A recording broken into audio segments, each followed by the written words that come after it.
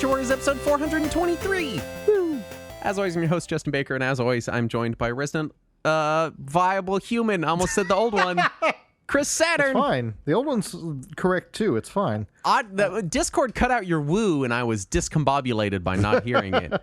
So I just gave a pause, and then... It was still there. It's fine. Went into the old routine. Yeah. You know. It's Let the fish brain take over. Sometimes it's the fish brain. It's below the lizard brain in the brain-animal hierarchy system that we all have within our heads. That's how my dad would always refer to it. He would refer to it as the fish brain. Because the lizard brain is just autopilot, and the fish brain is where you just go vacant-eyed and stare at the side of the tank. Yeah, I think it was the fish brain then. Housekeeping.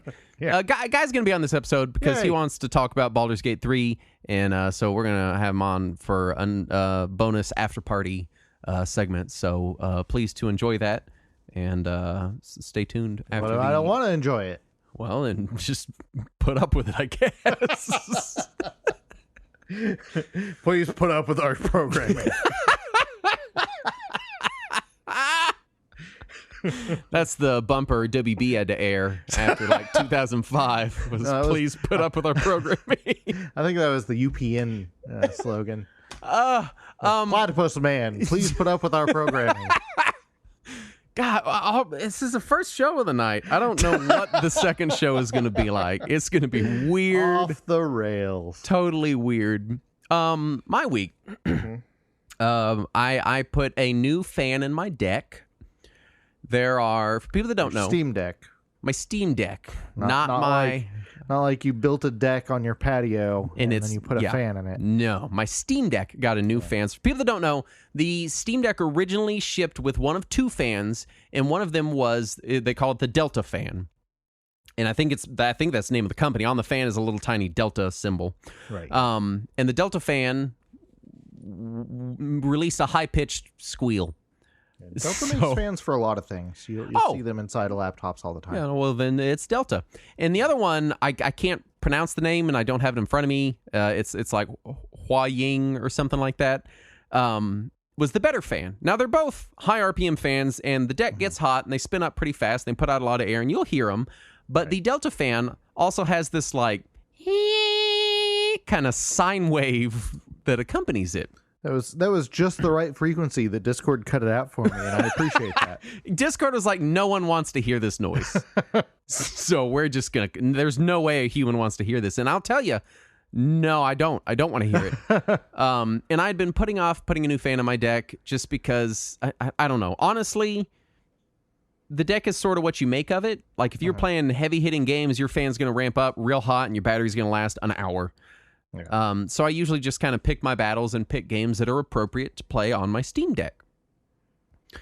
But I picked up Baldur's Gate 3, and that thing makes the Steam Deck go into outer space.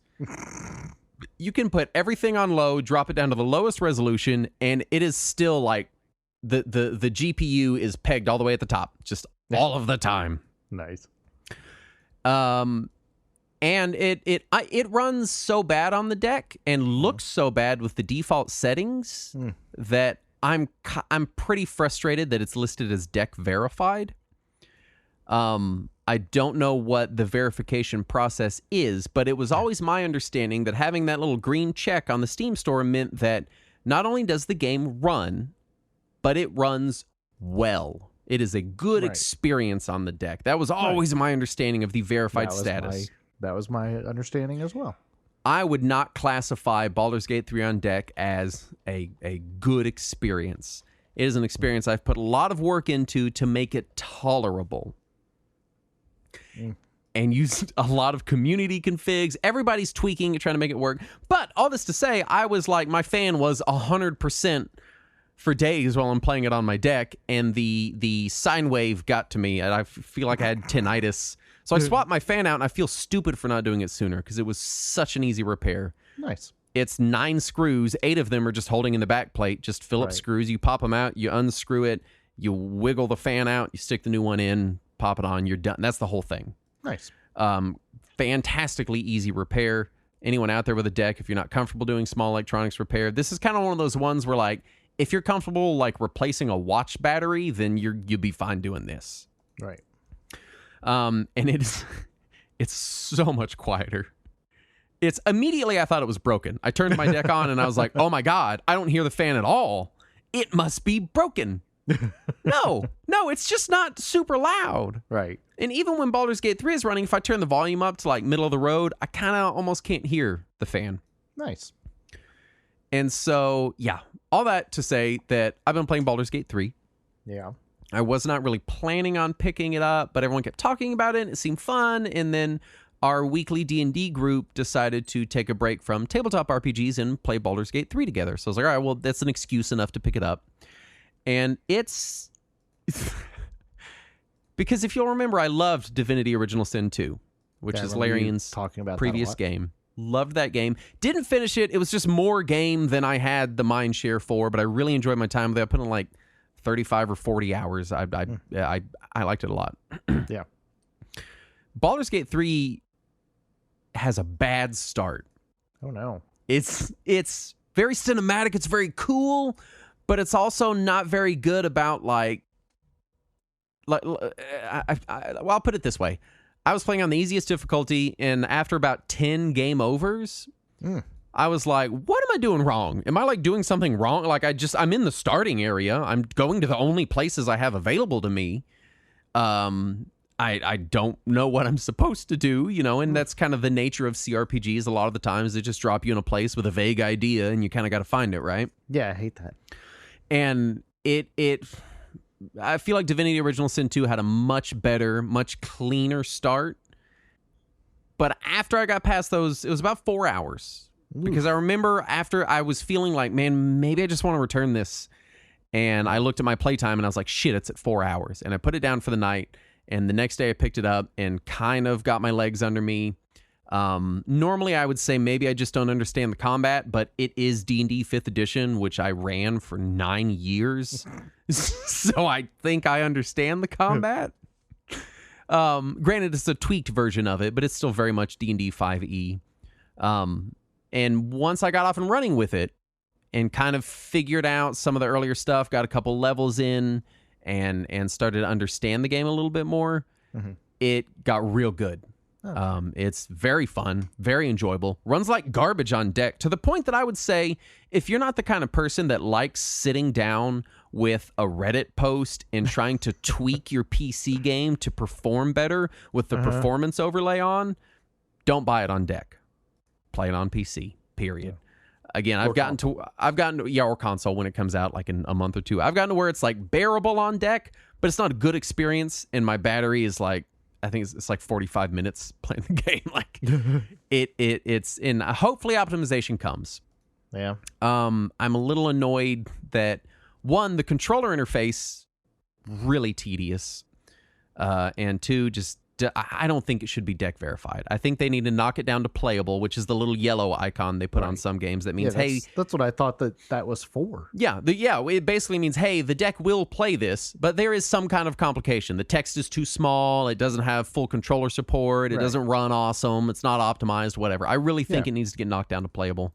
Thankfully, I have a nice gaming PC where it runs on ultra settings at 100 FPS, and it's great. That's good. But really enjoying it. It's for anyone that's excited to pick it up, the first few hours really just throw you into the deep end.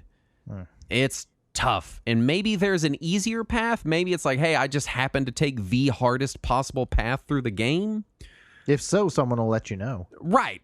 But it's tough. And load times are such that save scumming is possible, but really annoying to do. So I kind of am not really taking advantage of save scumming unless something's really out. Because the game's... Another thing this game seems to do that maybe they did in Divinity Original Sin 2, but I just didn't notice, is you'll go into a situation and they'll present you with some options. And you'll go, all right, I'll pick this option. And it has very bad consequences. Like I found a goblin in a cage that they were going to execute. Someone was just going to kill this goblin, and I stopped them. And then afterward, I talked to the goblin, and the goblin's like, hey, I'm not going to spoil any story stuff, but the goblin's like, hey, I might have a fix for this bind that you're in, this problem you have, if you come back to my camp, if you let me out. And I'm like, well, this problem I'm in is very dire, and I need any help I can get, even if it's from a goblin. So, sure. I let the goblin out, and the goblin's like, great, I'm just going to stand behind you and walk behind you through this camp that captured me. And I'm like, well, that's going to cause problems. And immediately, someone stops me, and I have to convince them why this goblin is with me. And I'm like, okay, good. I passed the check. Now I'm good to walk around the camp because I've given them my excuse of like, this is why this goblin is with me. Another person stops me. Same thing. I trick them too. All right, I've tricked 2 people. Everyone should know, hey, this dude's got this goblin with him, but this is what he told me is going on with it. And it worked, and I passed the check. A 3rd person stops me. Same thing. 4th person stops me, and finally I just fail the check. I don't roll high enough. Yeah. And then the entire camp immediately turns hostile. Nice. And I'm like, the game didn't really tell me like, hey, yo, if you take this goblin with you, like, even if you convince every person along the way, you just fail 1 check, the whole camp is hostile. And at this point, I'm like 20 minutes later, now needing to jump back. It's just stuff like that where it doesn't make it super clear that, hey, there are some pretty dire consequences if you do these things. Right. But overall, really enjoying it. We played multiplayer. Like I said, our D&D group is playing it together. And our session was about 2.5 hours. And about an hour and a half of that was the game just not working. Nice. And then we got in probably 45 minutes of actual playing. And I'll say this, man, when the multiplayer is working, it's fantastic. It's so much fun. It's just because the thing about these turn-based CRPGs is that they're turn-based. So whenever you get in combat in a multiplayer game like this, it's a lot of like, all right, I'm just kind of sitting around waiting for my turn to go, kind of like a board game. But they've worked this system to be very active so that players are taking turns kind of simultaneously. Yeah. And so it's all super snappy. Like if I was just watching some of these battles play out, I might not have even realized they were not real time because it's just so smooth and snappy when it works. I mean, we had like an hour of the game where like someone couldn't even get their character to work because they were locked in a thing and it was glitched out. I've run into some weird glitches. Normally I would say, well, it just came out. Maybe they got to patch it, but it's been in early access for well over a year. Yeah. It's been in early access for so long that it used to be in early access on Stadia. Yeah. I feel like I'm enjoying the game now, but I had to get there, right? Mm. And I think it needs like 3 or 4 more months of bug fixes and optimizations to really... I think this is a game that should have come out around the holiday season. And I think that by the time the holiday season rolls around, knowing Larian, it's going to be real good. Yeah. But for right now, I'm having some issues with it. But the good parts, really good. Really super fun. How much of it is you think they just really wanted to get it out before Starfield? I don't know. And I hate that might be what did it. I also wonder if because the D&D movie just hit home video, and I kind of wonder if maybe they were sort of trying to chase that media wave of like, hey, the D&D movie came out. Can you get the game out? And they're like, no, but we can try, I could see that. I could see that happening. But yeah, really invested in the story and the characters. That's all really good. I have very strong attachments and very strong dislikes for the characters I like and dislike. I'm very attached to what is going on in the story in the game. I think it's really good and it's really cool. It's a little bit of that kind of, standard video game RPG trope of like, well, this is why you're the special person. But, kind of expect some of that in something like a video game.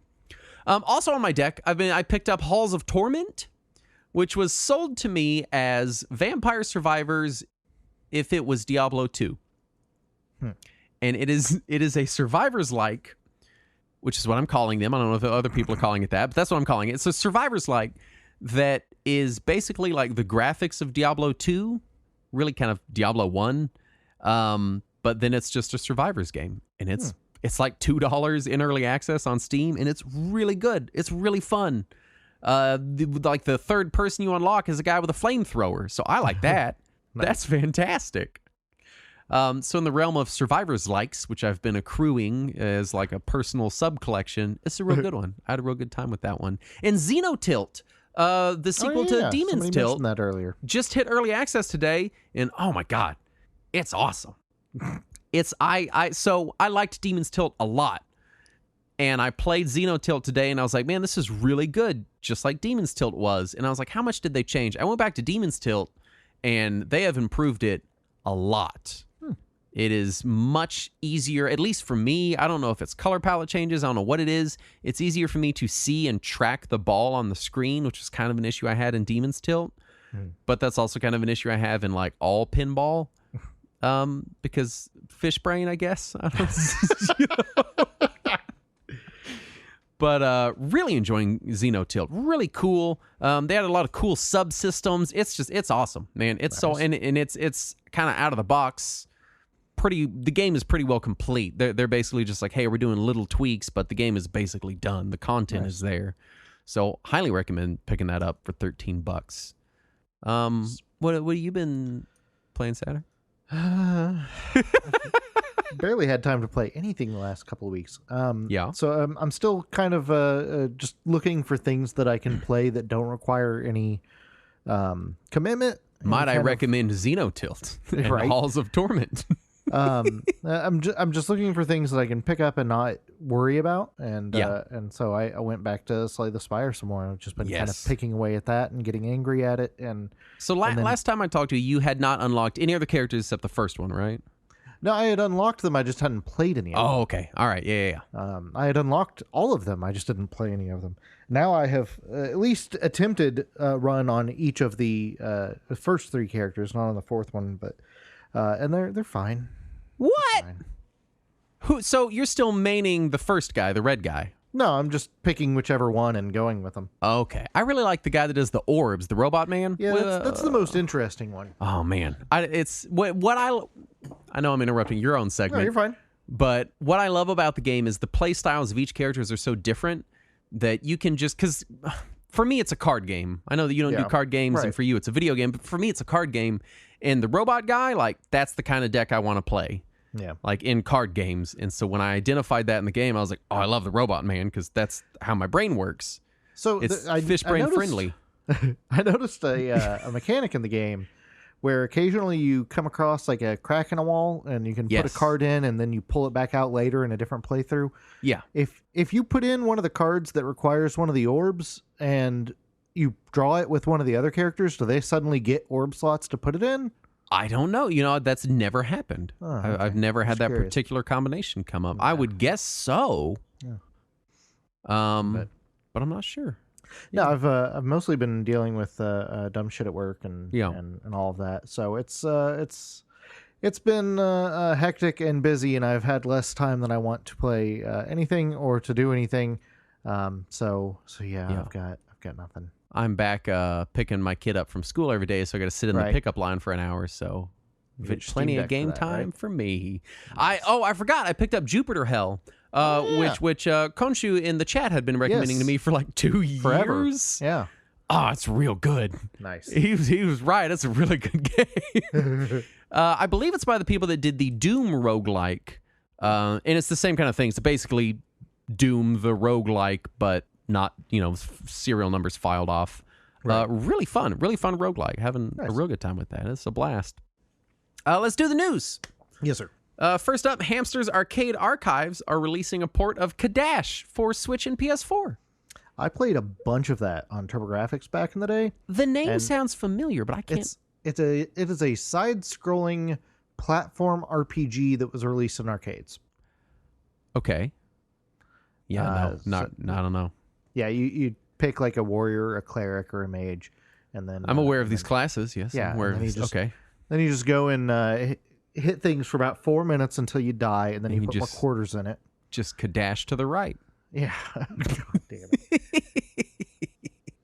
But no, it's a brutally hard arcade platform RPG, and the TurboGrafx version, which is the version I have, which is the version I have played the most, seems to have done pretty much nothing to adjust the difficulty from the arcade version. Oh. Only you don't get infinite continues because you don't have quarters. Yeah. So it's just a ludicrously difficult game. I hear the Genesis version is a little more manageable. Yeah. Developers are showing off a working Zeebo emulator. Finally. What the fuck is a Zeebo? It was a little handheld thing, right? I don't know. I remember it being I had a Game Boy. I don't know what a Zeebo is. So this was no, it is not handheld.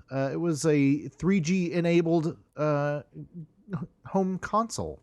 Oh, I remember it being like a butt of jokes for a little while there. It was released mostly in Brazil and Mexico, as Latin America, and it was released in 2009, and it ran through 2011. Wow, that's a decent run for a thing I've never even heard of that's getting an emulator. It's somebody showed off it playing its port of a Crash Bandicoot game. Yeah, and it looks like a Crash Bandicoot game. There you go. You especially need to see the Boomerang controller if you haven't seen that. I've not. A picture of it.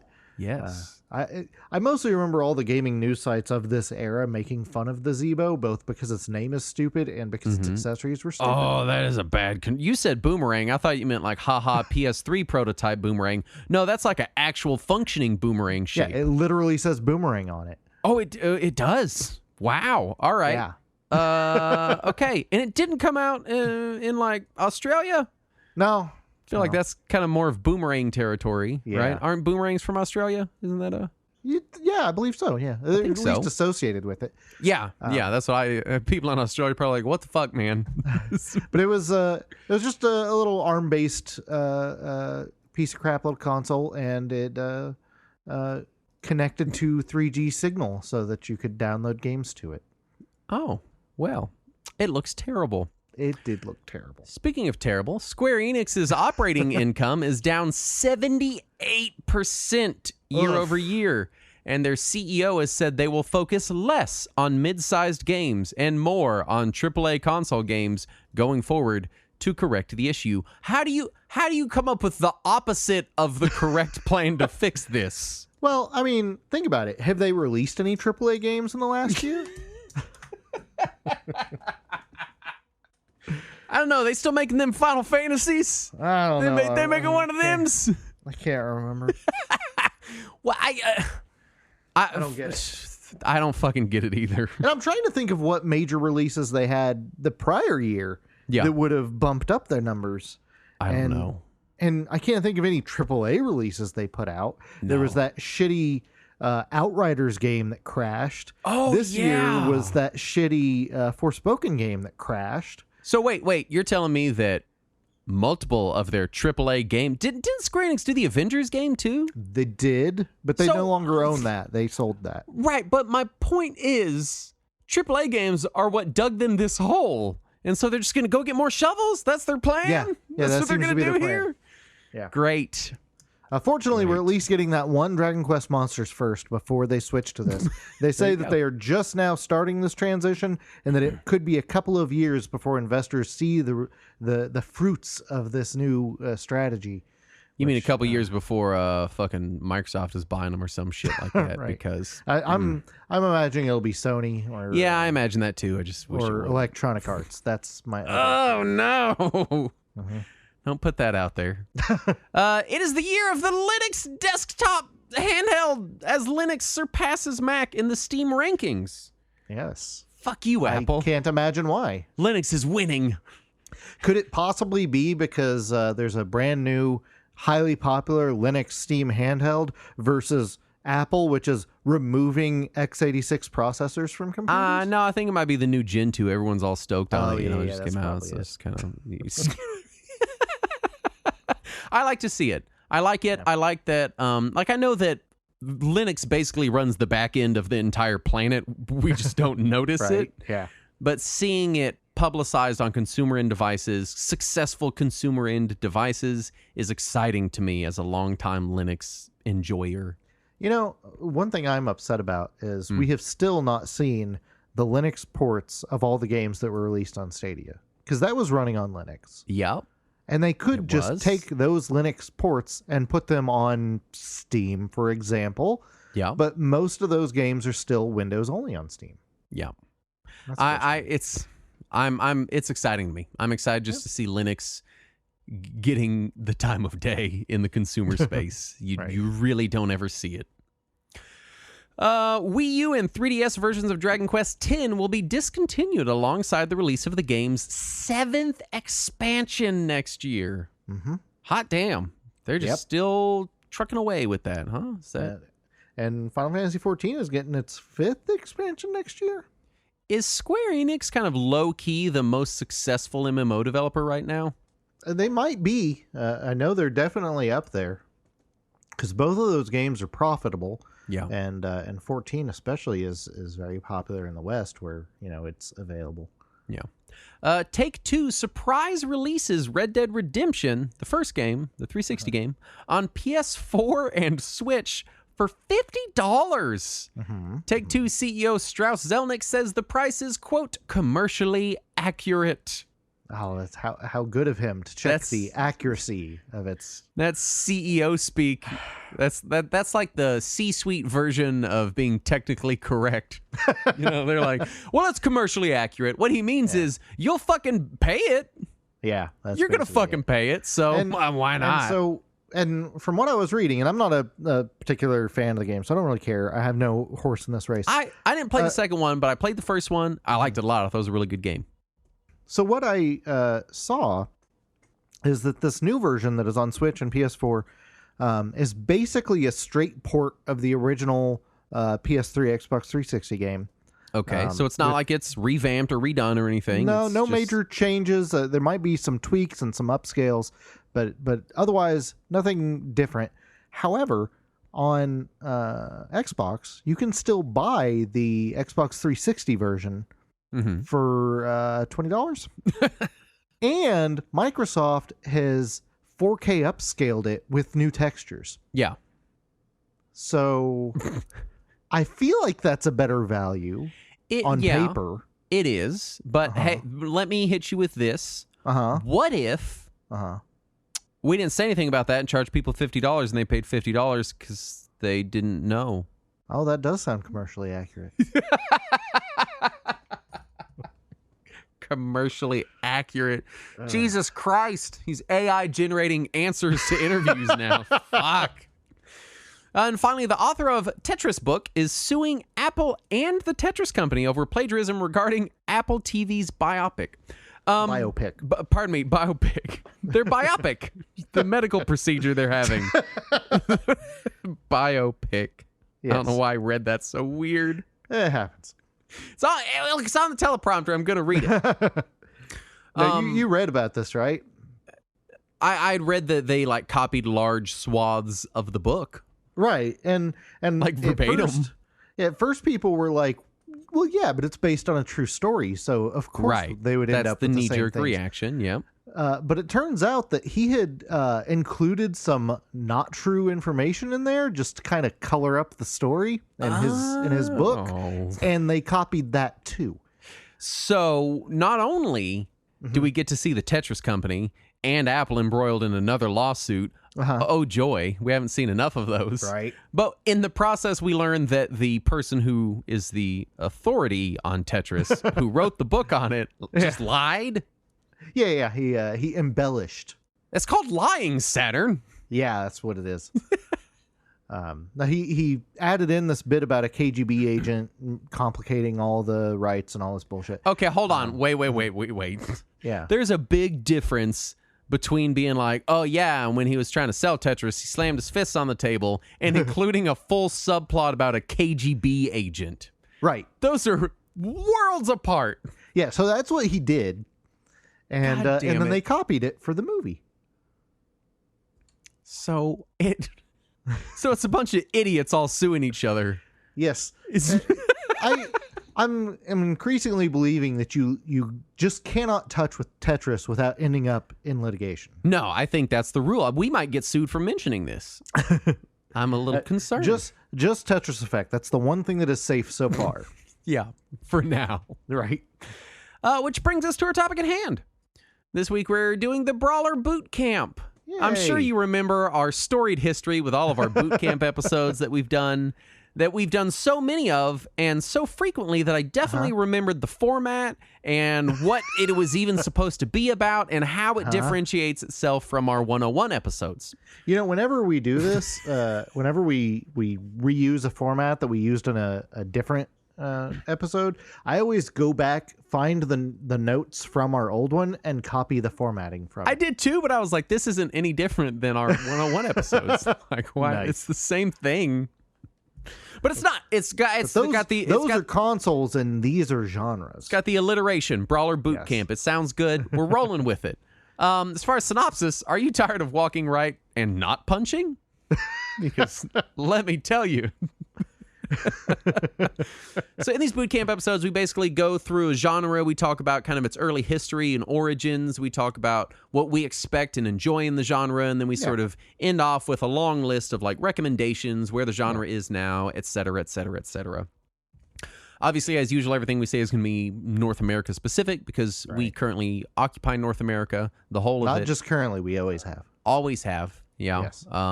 So it's just kind of where we've been hanging out for a while. So let's start with defining the genre. Thinking about driving to Europe, but it's true. Good luck. Take. Need one of those amphibious exploring vehicles. Right.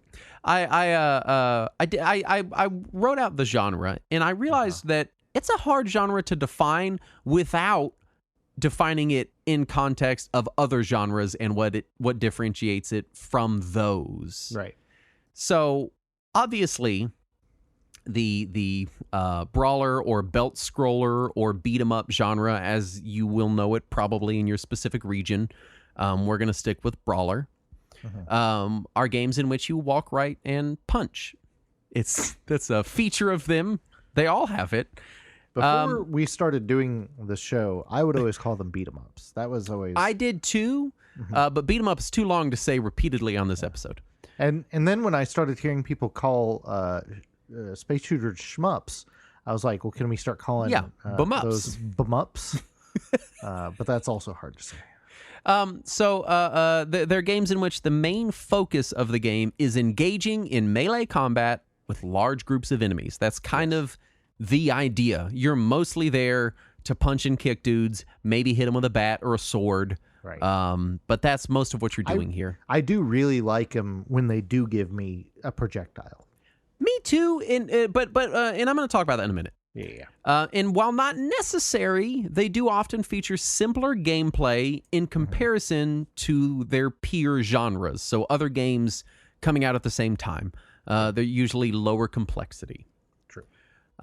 They also feature little or sometimes no platforming, which is, for me, the key element that differentiates them from action platformers like Agreed. When we think Turtles in Time versus Ninja Gaiden. Turtles in Time has some platforms, and sometimes you have to jump over something. Right. But it's not the main focus of the game. It's just kind of extra obstacles. Like Streets of Rage occasionally has a hole you can fall in. Yeah. But it's negligible to avoid it. Right. Brawlers are often mashed up with RPG elements to give kind of a more robust play experience without the need to increase the complexity of the moment-to-moment gameplay. And we'll talk about this more later, but there's a lot of brawlers that really have pretty complex systems, but the actual gameplay, the moment-to-moment, is punching and kicking dudes. Right. And they are differentiated from run and guns, such as Metal Slug or Ghosts and Goblins, by having most or all the combat happen hand-to-hand, either with kicks, punches, melee weapons, whatever. Yeah. And the run and gun genre and the brawler genre they're the same, but one's melee and one's ranged. Like, that's the difference. Also, I would say that run and guns often have more platforming than a brawler does. Not necessarily, but often they do. Yes. Yeah. Even if it's not always necessary platforming, it's more likely to be there. I think Ghosts and Goblins is a good example of that. Ghosts and Goblins is very much considered a run and gun, even though there's no gun in the whole game. I always considered that a platformer. I've always thought of it as a run and gun. It's what it's always been to me. But definitely, like, Metal Slug has some platforming in it. Yeah. Ghosts and Goblins has some platforming in it. Oh, yeah. There's that Genesis run and gun. Oh, what is it? Gunstar Heroes? Yes, that's not the one I was thinking of, but that's also one of them. Yes, Gunstar Heroes, also decent amount of platforming in that one. Yeah. You know, which just points out the glaring fact that run and guns are hard to differentiate from action platformers a lot of the time because they're very similar games. Yeah. And even Contra, which is basically the progenitor run and gun that everybody looks at, or at least your example. It has plenty of platforming involved in it. Let's talk history and early brawlers. The kind of granddaddy of the genre is a game known as Kung Fu Master outside of Japan, and Spartan X in Japan came out in 1984. This was developed and published by IRIM and subsequently ported to basically everything. I mean, it was on everything. Oh, yeah. In which the player is the legendary Kung Fu Master Thomas, which is a goofy name, but is explained later. Because in Japan, the game was a licensed adaptation of the Jackie Chan movie Spartan X, which itself was a sequel to the very funny film Wheels on Meals, which I've seen like 1,000 times. Outside of Japan, this license was not used, so the game was renamed to Kung Fu Master. Now, I've not seen Spartan X, but if it's a sequel to Wheels on Meals, I don't think it's probably a very accurate representation of the movie. Is it Wheels on Meals or Meals on Wheels? It's Wheels on Meals. That's weird. It's a weird movie with a weird name. It's weird. But it's a good kind of earlier half of Jackie Chan's career, Jackie Chan movie. If you've not seen it, it's pretty good. And for whatever reason, is I think one of his cheaper films to air because you see it a lot on like the Kung Fu channels on like Pluto and Zumo and stuff like it. Yeah, I think it's just kind of one of his films where the licensing is just a little more lax and a little cheaper, so it airs more frequently than a lot of his other stuff. And many designers specifically cite this game as being a major influence. Designer Takashi Nishiyama would go on to do tons of work for Capcom. He's the guy that worked on Spartan X. He worked at SNK, and he started his own company, Dimps, which you might possibly have heard of. Yeah. And there were a ton of imitators and games that were very similar. There were games kind of before Kung Fu Master that I found that seemed similar-ish, but not so much that I think it was building on top of those. And the game is really super simple. Oh, yeah. It's we don't always think about it, but Data East really was kind of ahead of the curve on several genres in this era. Yes. Because not only this with Brawlers and Kung Fu Master, but also fighting games with Karate Champ, they really were kind of ahead of the curve there. Yeah, and Karate Champ is kind of, I think Karate Champ was the same year or a year either before or after. It was right around Kung Fu Master. Yeah, it was either just before or at the same time. Yeah, and so this was the beginning of the genre. This is where it all kind of started. I think IRIM did Kung Fu Master in Japan. My bad. Data East just did the Western or the Eastern release. I thought you were just talking about Data East in general. My bad. Yeah, no, IRIM was Kung Fu Master. Yeah. And then I just kind of played a bunch of games from like right after Spartan X came out. The next one I played was Flash Gal, which I've never heard anyone talk about. It was developed by Sega. It is the year after Spartan X. And you can see in 1985, if you have a big ROM list like me and you sort by genre and then chronological, it's Kung Fu Master and then a whole slew of these sort of copycat games. Right. And this was right when they were starting to hit the market. And Flash Gal in particular stood out to me because, one, it was Sega. And two, it was fast, it was responsive, and the level was auto-scrolling. You didn't walk, you just were always moving. And it was also pretty clearly supposed to be a Wonder Woman game. Like, you're Wonder Woman punching and kicking dudes and robot birds. And it was just weird. It was just, I randomly found it in my ROM list, and it was just a weird enough and fun enough game that I wanted to mention it. Nice. 1986, we see Capcom getting in on the action with Trojan. Yep. So it was developed by Capcom. It progresses the genre a little bit, adds some complexity. The game both looked good and played well. And this is a thing we see in early brawlers, is that usually they did one or the other. They either looked real good or they played really well. And it's kind of something that extends into the later Brawler eras. Right. Trojan was interesting because in the game you play Achilles in, for whatever reason, a post-apocalyptic, blown-out, like New York City-looking place. But you can block by standing still, which is a neat idea in a game where you're always walking forward and attacking. The idea that you have to keep your motion in mind if you want to block any blows, which I thought was cool. You have Renegade, also in 1986. This is kind of a famous game in the Brawler genre.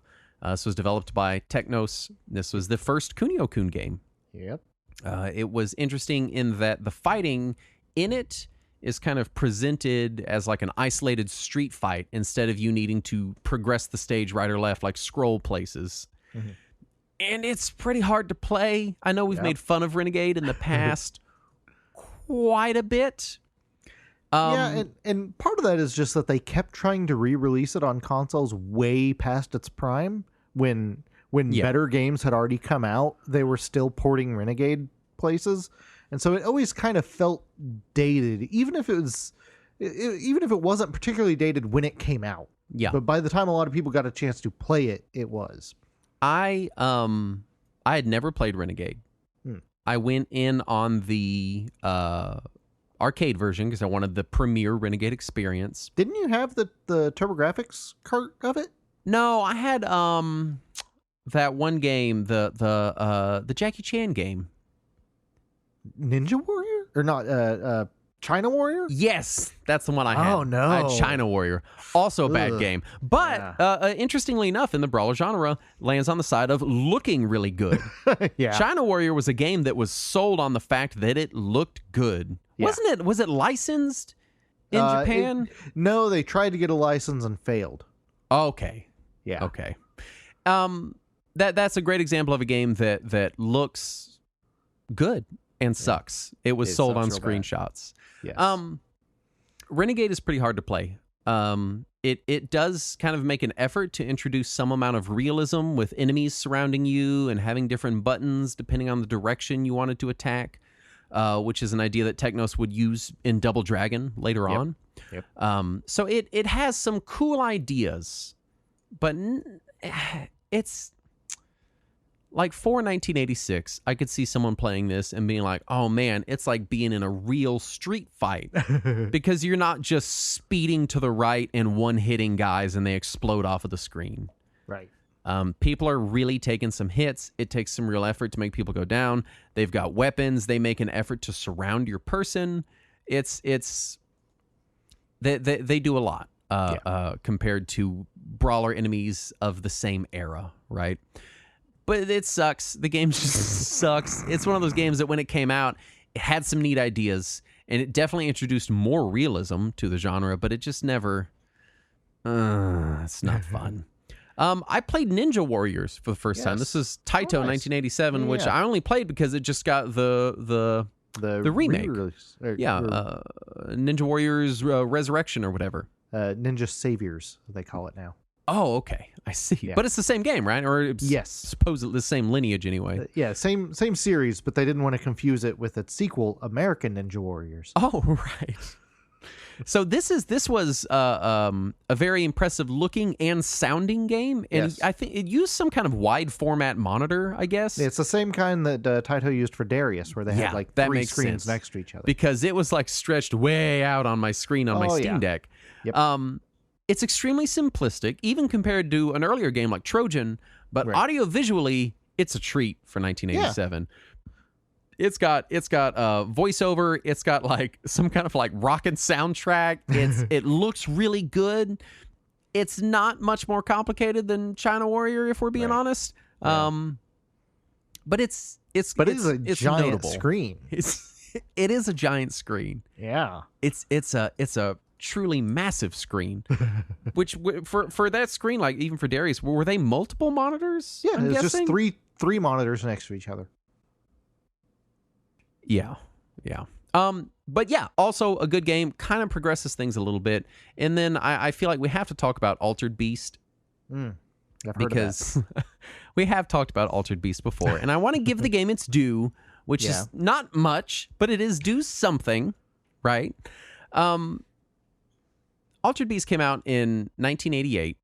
I feel like the Genesis port is definitely the most famous version of the game because it was a pack-in on the Genesis. Right. But the arcade game also, came out to some acclaim. And Altered Beast, compared to other brawlers at the time and compared to earlier brawlers, was kind of a height of looking really good and being pretty good to play. Yeah. It's not outstanding, but it's pretty good. One thing I will give Altered Beast credit for, especially for this era, is it was less common at this time to see brawlers that had power-ups. Mm-hmm. And Altered Beast not only has power-ups, but has a clear progression of power-ups. And I dig on that. I'm a fan of any game with power-ups. And famously, I've not always meshed well with the brawler genre. So having some power-ups gives me something to look for in the game to keep me going. Right. It's something. And then the following year we get Final Fight, right, which in some ways progresses and regresses the genre compared to even Altered Beast is a much more complex game than Final Fight.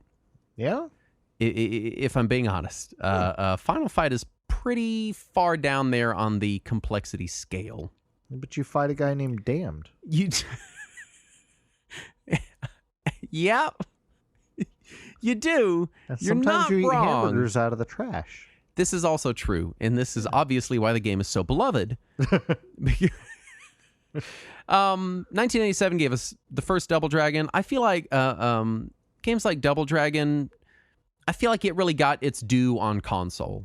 Yes. And this could be me just kind of not being really alive in 1987 and kind of misremembering, but Double Dragon was not the most advanced brawler of its era. I mean, the first Double Dragon is pretty simplistic and came out in 1987. That's the same year as Ninja Warriors, which is a much better looking and sounding game.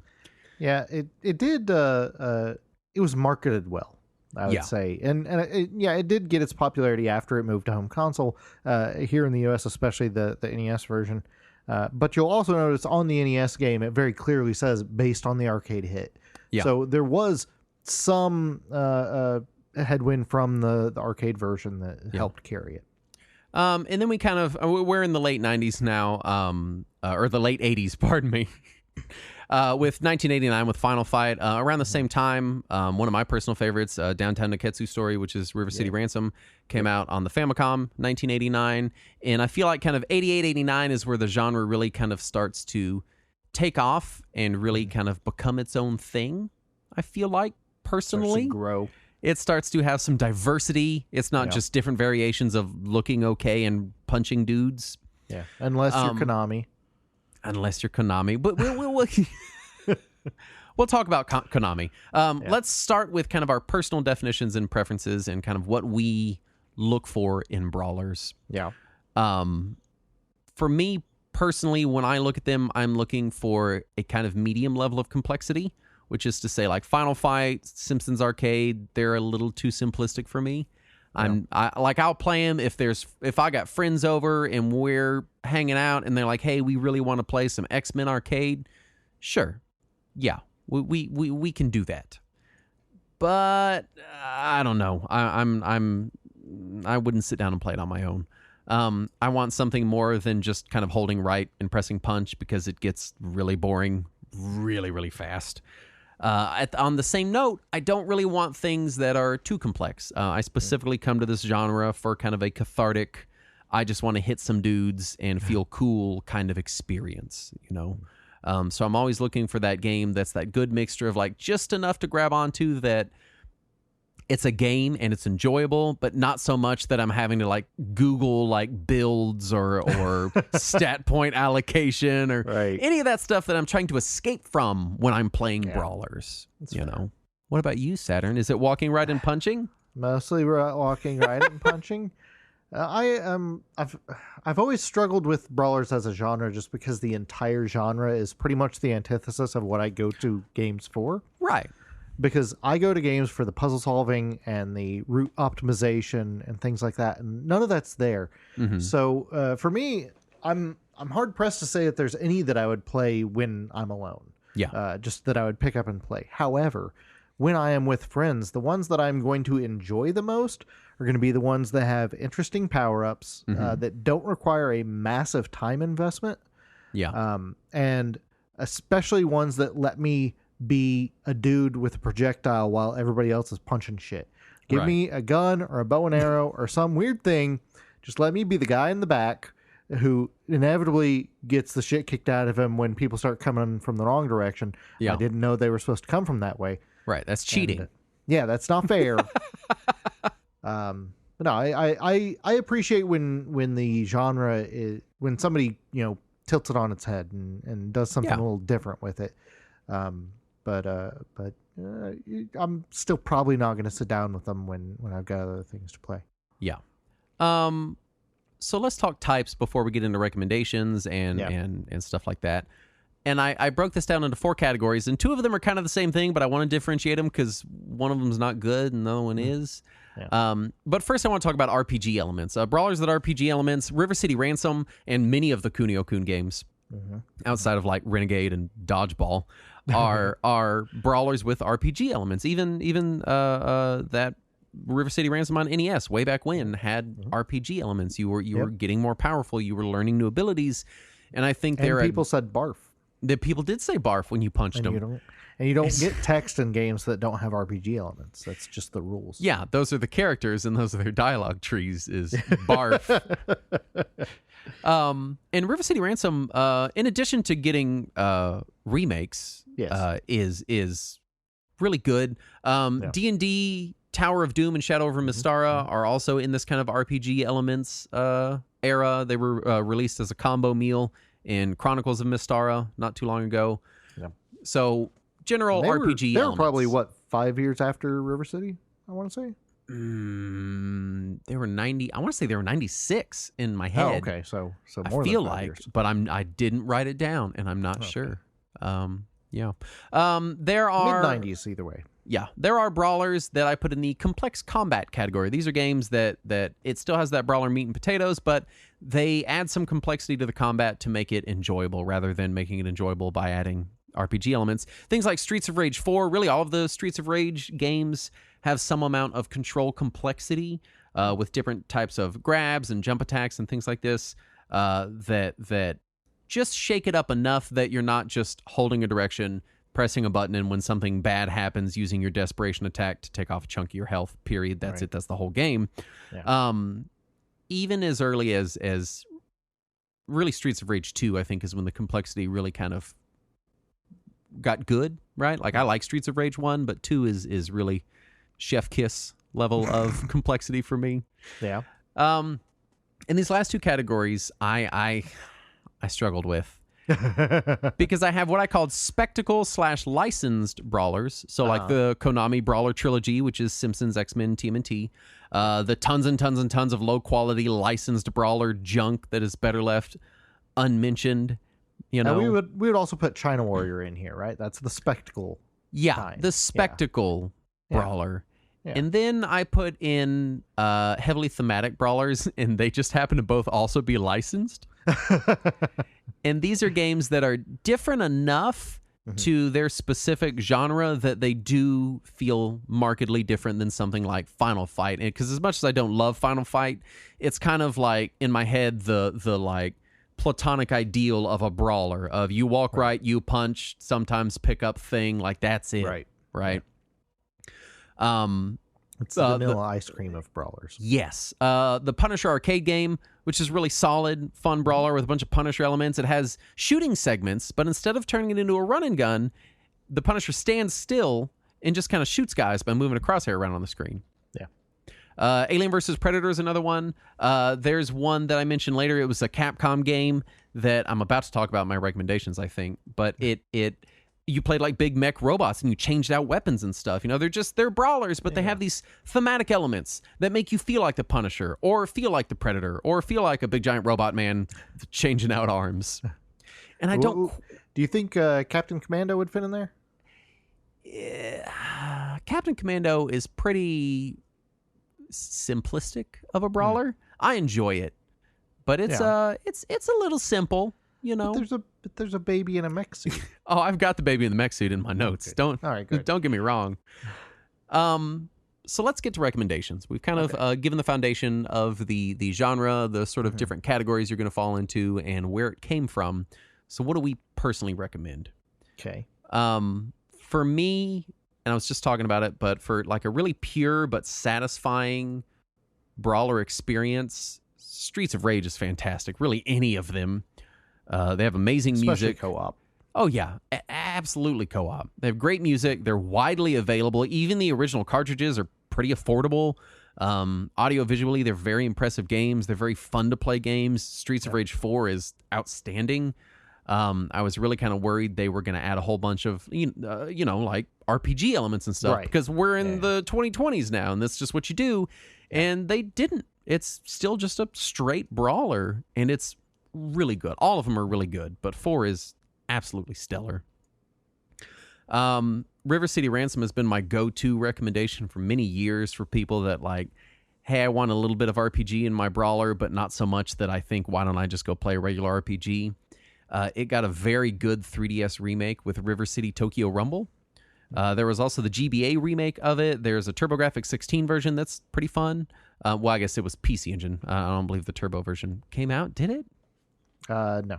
Okay. But both the original version and Tokyo Rumble are great brawlers with light RPG elements. The remake, the 3DS remake, Tokyo Rumble has the art style. Everything looks like weird kind of like cartoon cutouts. It's just very cute. It's a very cute game. They recently did I don't know if it was original or if it was a remake. They had a feudal Japan Kunio game, and then they had like a Three Kingdoms era Kunio game, and the Three Kingdoms era Kunio game just came out on Steam not long ago, and it's also really good. Like all the Kunio games are the exact same game, just slightly themed differently with new levels and shit. It's the same thing. But they're really fun, and they do still maintain that pure brawler experience of I'm just punching and kicking dudes, and sometimes I throw a tire iron at somebody. Do they ever reference that original localization in the new ones? I've not noticed it. Kunio is weird. We need to do an episode on Kunio. I don't know why we haven't. I've been saying it for the longest time, right? And you keep just going, "We'll do it then," and then I don't. Yeah. There were kind of like official fan games with like River City Underground, which was not by Technos, but was like they okayed it. It's very weird, and that has more references to kind of the American localizations. But as far as I know, at least that I've noticed anyway, the newer ones don't have it. I can't remember if Tokyo Rumble kept it or not. If any of them did, that would have been the one, but I don't remember it, to be honest. If you're a TMNT fan, then you cannot go wrong with the Cowabunga collection. It's a big heaping pile of TMNT brawlers. Shredder's Revenge is, I posit, the best TMNT brawler game, and it's available and it's out there. Yep. The Capcom Beat 'em Up bundle is a fantastic smattering of various games, which includes Armored Warriors. That's the game where you're the robots and you can change out your weapons. Armored Warriors. It also has Captain Commando, which I wrote in the notes, lets you play as a mummy or a baby in a mech suit. I do love that. I listed them in order of importance as characters. Not just a mummy in like a backwards ball cap. Yeah. You're like a radical mummy. It's a street smart mummy. Yes. Other kind of modernish brawlers that we've not talked about yet, because a lot of the stuff we've mentioned is older, except for like Shredder's Revenge and Streets of Rage 4. Castle Crashers is a great kind of RPG brawler. It's cute, it's fun, it's 4-player, it's got a lot of unlocks, it's got a full like weapon equipment system if you want that. Scott Pilgrim vs. the World, beware you will be giving money to Ubisoft. Yeah, that's a shame. I never loved Scott Pilgrim vs. the World. I had some fun with it. Everyone else seems to adore the game though. So I've just established that for whatever reason I'm in the wrong. I've bought it 2 or 3 times because I'm like, what am I not getting? Like, what am I not, I think I only enjoyed it because I played it with friends. Because whenever I've tried to go back to it alone, I am very bored by it. That might be it because I've never had the opportunity of playing it with other humans. So that might be it. Double Dragon Neon feels a bit older these days, but still very fun. There's a new Double Dragon just now coming out. Double Dragon Gaiden, something like that. That's I right. think. Yeah. which I don't know about.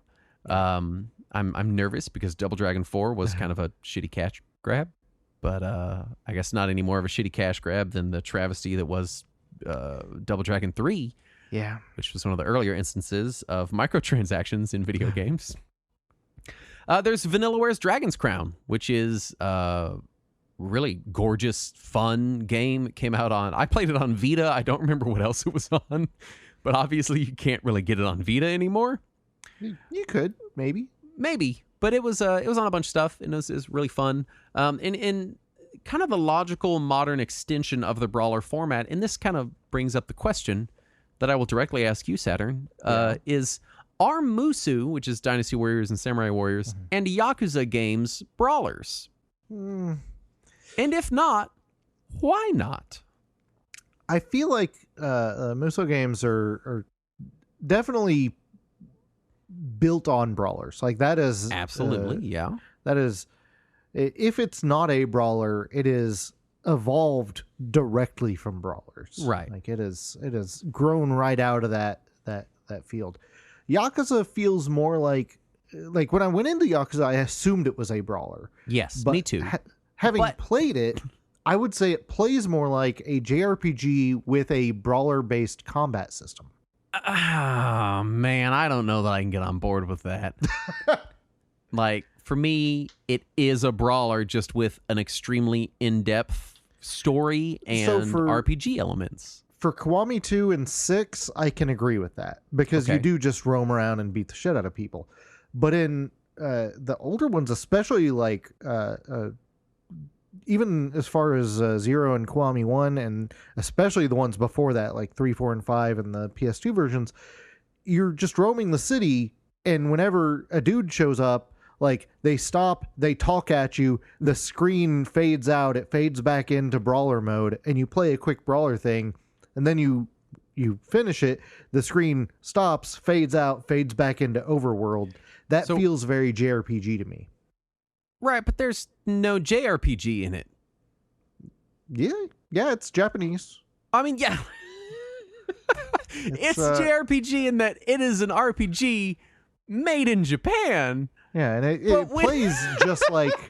I would say outside of the combat system, it plays like a lot of JRPGs. Well, most JRPGs I play quests, have your turn-based combat in them. Well, I'm saying outside of the combat system. Right, but that's like I think this gets to the core of how we so differently approach games is I define a JRPG by its combat system. Oh, no, I don't. Period. Because otherwise you don't have things like Star Ocean or Tales of Symphonia and Tales of Fantasia, and even things like Secret of Mana. Those are all technically Japanese RPGs, and none of those are turn-based. I think this is just us getting back to the point, the oft-repeated point in our Discord that genre designations not only don't make sense, right, yeah, but if you think about them for 2 seconds, are actually kind of useless a lot of the time, too. True. Because I agree, but also I don't. You know what I mean? Like, I would put Secret of Mana in a different genre altogether than Final Fantasy VI. Yeah, I just would. I would not used to put them always together. refer to them as an RPG and an action RPG, is how I used to refer to those. But then that still leaves the question of something like Star Ocean. Well, also, action RPG, or ARPG, as it can be shortened, is its own genre, and it is Diablo and its ilk, which is separate. That's why I had to stop calling them that. But also, at the same time, Secret of Mana is very kind of Diablo-y. You know what? But it's... Yeah, but Diablo is more loot droppy action RPG. It is a lot more loot droppy. Secret of Mana is definitely not that. It is a lot more loot droppy. But no, basically what I'm saying is Yakuza feels like, outside of combat, the same kind of menu and world and pacing interactions you would get out of a JRPG. It just replaces the combat with brawler style combat. I could see going by like a percentage thing, right? Because one of our conceits of this genre in the beginning of the episode was the majority of the game is focused on melee combat. That is a foundational element of brawlers, and just then again, I don't know. The way I play Yakuza, I'm probably beating dudes up more time than I'm doing anything else. But it's not. I play it's not necessary. I'm playing karaoke more than I'm doing anything else. So and also that one mini game in Yakuza 6 where Kiryu finds the online chat rooms where he can talk to the girls to take off all their clothes off, and he keeps typing boobs over and over again. That I'm doing that more than I'm brawling. I like that the more the mini games you play, the more you realize he's a fucking idiot. Also, the side quests, they also show that he's like set up as like the dragon of Dojima, this amazing, and then he's like, boobs. Like, he's just a fucking dummy. And he's typing with one finger at a time. So, yeah. But at the same time, I think we can agree on the fact that at the very least, Yakuza is some kind of game with a very robust brawler mini game inside of it. Yeah, until I would say that its combat is 100% brawler based. Yeah, totally. Absolutely. Until Yakuza 7, obviously, then it gets to turn based. Right, then it is fully a JRPG. Yeah. Yeah. So I feel like Musu games kind of more appropriately scratch that itch because a lot of times, like, again, I said when I sit down to play a brawler, I want to get right into the action. I want to not have a lot of preamble, and I want it to not be an incredibly complex experience. And I would describe Yakuza as nothing else, if not a complex experience. Oh, yeah. In every possible sense of the word. Unless you just want to roam around and beat up guys and ignore everything about the game. Yeah, it's a much more complex game. Let's talk hardware and system recommendations, because I had a hard time with this as well.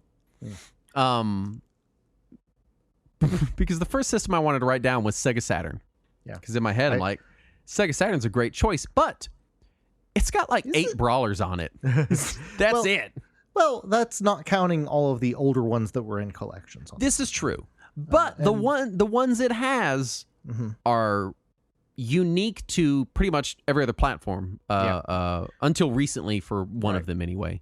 And I'm looking through your list, and I do see a couple of my favorite games on here, so I'm glad that you included them. So I wanted to include the Saturn because for 2 reasons. 1, it's awesome. 3 reasons, I guess, because I just added that reason.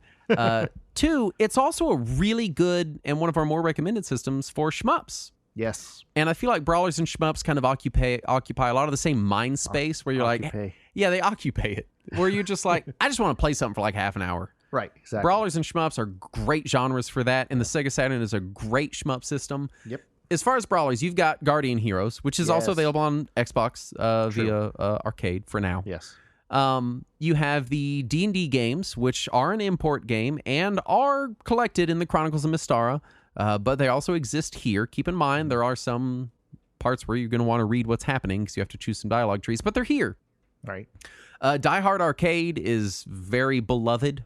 Yes. Warriors of Fate is a really awesome, like a Three Kingdoms era brawler. Also is going to be an import. By the way, make sure you don't accidentally get Die Hard Trilogy. Yes. That's a very different games. And not good. And Three Dirty Dwarves. Yes. Saturn, which is a game in which you play dwarves from... I know what game it is. All right, explain Three Dirty Dwarves to us then. Go ahead, please. Did you remember the... you probably don't remember, you were a kid. The advertising campaign that Sega put out for Three Dirty Dwarves basically made it look like it was the inappropriate adult Ren and Stimpy take on goofy dwarven combat. Which isn't completely inaccurate. Yeah. It is silly and dumb. So the experience is here. Now you can get Guardian Heroes and D&D elsewhere, and D&D elsewhere in a form that I think is superior because it's in, English. Right. But the experiences on the Saturn are really unique to the Saturn. They're very different kinds of brawlers than what you get elsewhere. So I think it deserves being on the list. You have the Super Nintendo and the Genesis are probably the highlights here. You've got... On Super Nintendo, you've got Battletoads and Battlemaniacs, Final Fight Guy, the 2 Spider-Man brawlers, Separation Anxiety and Maximum Carnage, Pirates of Darkwater, there's a Captain Commando port, there's Data East's Captain America and the Avengers ported here. I love Captain America and the Avengers. I would go with the Genesis version over the Super NES version. Yeah, which is also on my list down there. Right. King of Dragons, Knights of the Round, Battletoads and Double Dragon, Final Fight 2, Turtles in Time, many others of varying quality. The Super Nintendo is a robust system if you're into brawlers because, for for whatever reason, kind of the 16-bit era was a very golden period for brawlers as a genre. Well, part of it is, like you mentioned, there is the spectacle element of it. Yeah. Because for a lot of the developers that don't know what they're doing, which isn't all of them, but for the ones that are out there, they can sell the spectacle a lot more than they can sell the gameplay for a brawler. True, absolutely. Because to a layman, brawlers all look very similar aside from the spectacle. Yeah. And the Super NES era, or the 16-bit era anyway, because also on the Genesis and the Turbo, you finally started to see some brawlers that looked like the arcade version and didn't just look like another NES game. Because even like you keep mentioning, Final Fight is kind of the vanilla ice cream of brawlers, and its NES port doesn't look like Final Fight. Yeah. It's not a bad port of the game, but it doesn't look like Final Fight. No.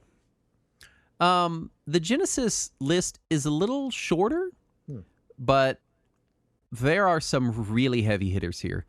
You've got Alien Storm, you've got a port of Captain America and the Avengers, you've got Altered Beast, you've got Hyperstone Heist, which is kind of a trimmed down Turtles in Time.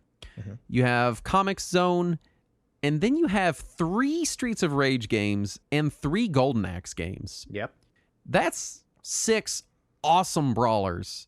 And I would say that there's also a handful of like almost brawlers on the system. Yeah, totally. Really, there's a ton of Genesis games that I feel fit into that almost brawler category that ride that fence line between brawler and platform. Maybe there's a little too much platforming, or maybe there's too much throwing lances exactly in right. Ghosts and Goblins or Ghouls and Ghosts. Yeah.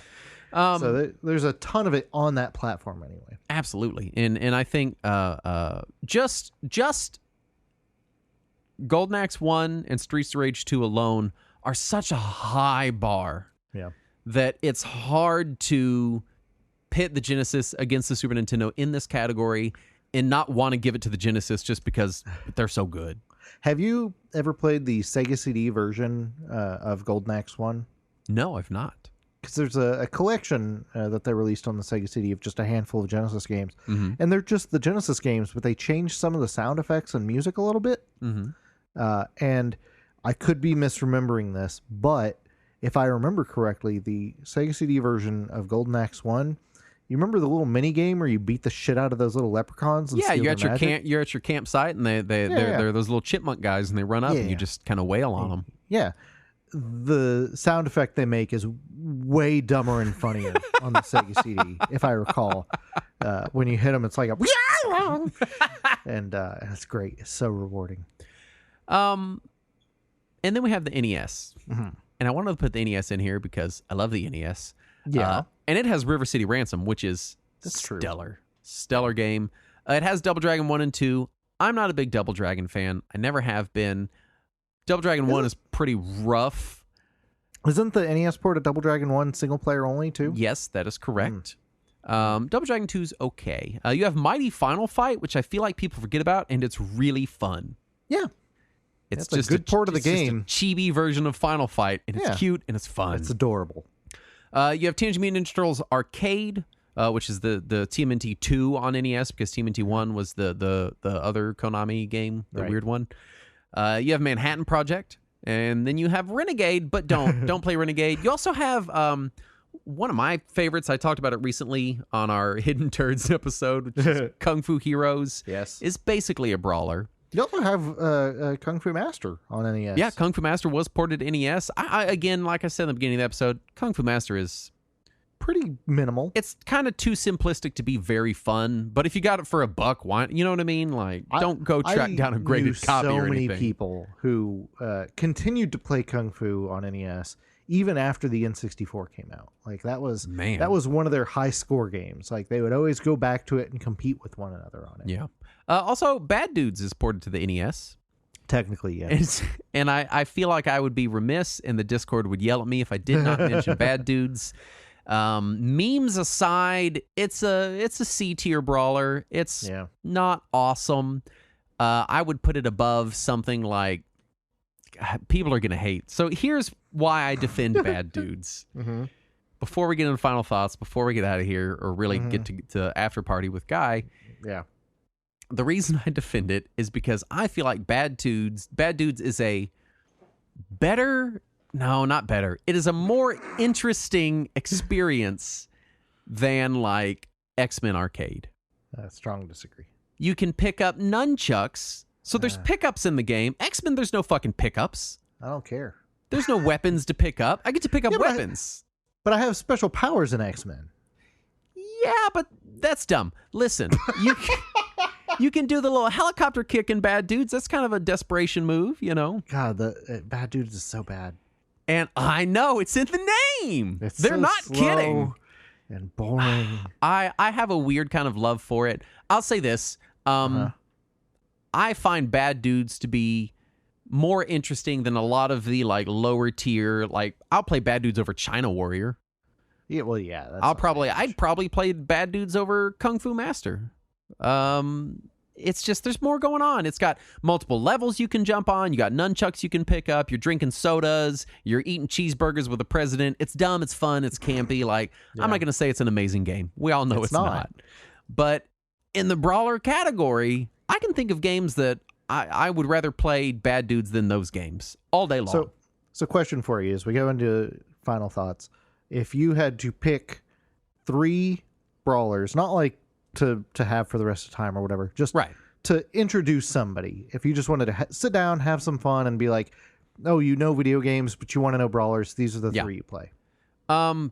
That's tough. Can I include collections? Sure. Well, I think I'd probably go River City Ransom. Because it's a simultaneous multiplayer NES brawler with RPG elements. It's just fun. It's just a fun, silly game to play with people. It doesn't take itself too seriously. I'd probably go Streets of Rage 4 just because that game is that masterfully done. And then for the final one, I'd probably go something like the Capcom Brawler Collection or the Beat 'em Up Collection as it's known in the West. Just because then you get this smattering of like, hey, a lot of these games are kind of samey, but a little thematically different. Here's a big pile of them that you can go check out. And I think that's a lot of the fun of Brawlers is the games only take 40 minutes to play. Right. So you might as well go play 2 or 3 of them. You know, hey, I want to play, Metal Warriors today. Now I want to play Captain Commando. And yeah, they're kind of the same, but they're also different. So I'd probably go there. Streets of Rage 4 just has the mechanical depth. River City Ransom is just easy to play and fun and silly. And then the Beat 'em Up collection is just a good collection of really good beat 'em ups. And notice the Konami arcade, beat 'em up trilogy of X-Men, Simpsons, and Ninja Turtles is not in my list. It's not there. I'm shocked, Justin. You love those games.